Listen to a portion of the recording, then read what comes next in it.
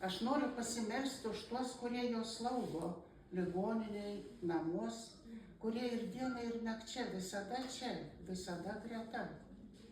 Aš noriu pasimelsti už tuos vaikus, kuriems likimas atėmė tėvus, kurie nežino meilės tėvo ir mamos, o to jiems niekas neatstos.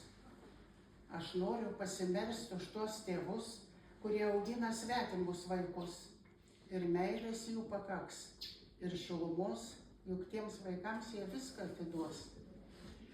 Aš noriu pasimelsti ir už tuos paklydusius gyvenimo keliuos, kurie sava ar ne sava valia kažką tai nuskriaudė, gal ir tave. Aš noriu pasimelsti už tas mamas, kurias užmirštam aplankyti mes, ir už tėvus senelių namuose, kurie vis laukia, atvažiuos vaikai ar ne.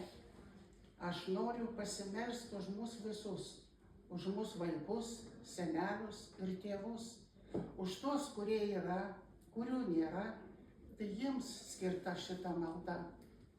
Žodžius šitos maldos aš parašiau ir juose savo skausmą išsakiau. Išgirski Viešpatie ir tu šituos žodžius, tegu pasauly daugiau gėrio bus, tegu neverks vaikai, ligoniai nekentės, tegu visi matys, visi girdės. Aš noriu pasimelsti už mus visus. Tai Matažinsko žodžiai.